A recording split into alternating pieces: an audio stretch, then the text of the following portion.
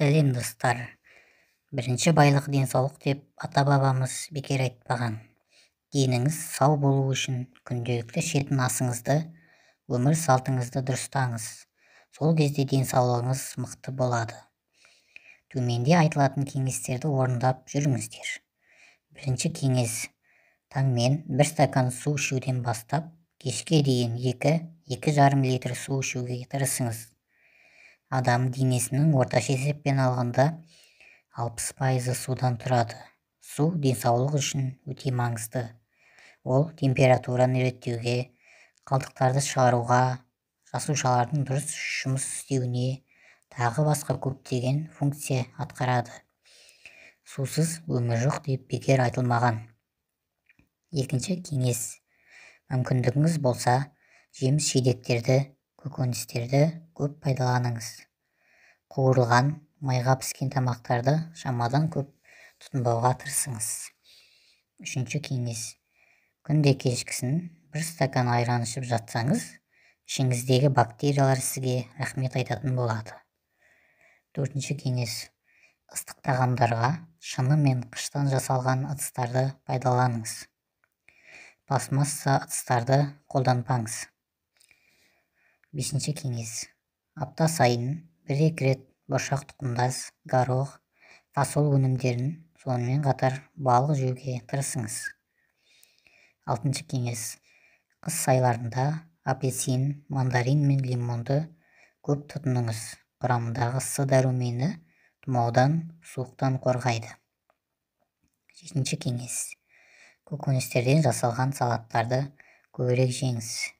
Сегізінші кеңес: спирттік ішімдіктер мен темекіні мүлдем тұтынбаңыз. Біріншіден денсаулығыңыз, екіншіден ақшаңыз кетеді. Тоғызыншы кеңес: жазды күндері топырақта жалаң аяқ жүруге тырысыңыз.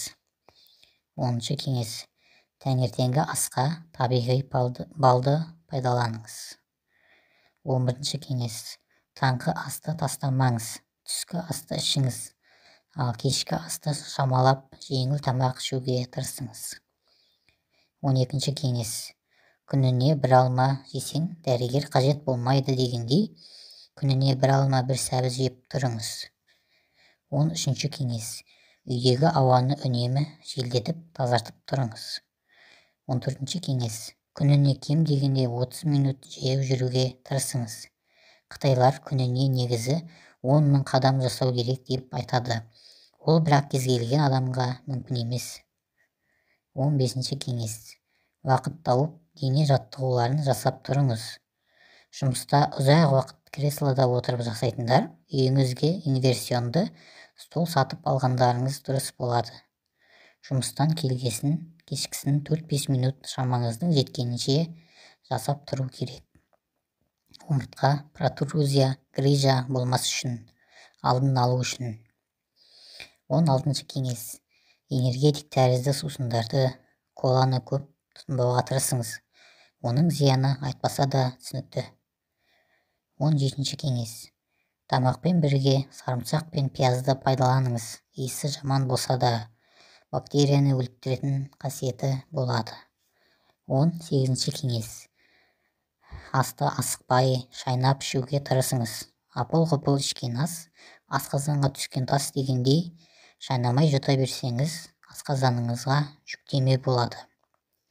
19-ші кеңес: зәйтүн майын жиі қолданыңыз. 20-ші кеңес: денеңізді қатты тоңдырмаңыз, әсіресе аяғыңызды қысты күндері жылыда ұстаңыз. Осы айтылған кеңестерді шамаңыз келгенше орындап, денсаулығыңыз мықты болсын.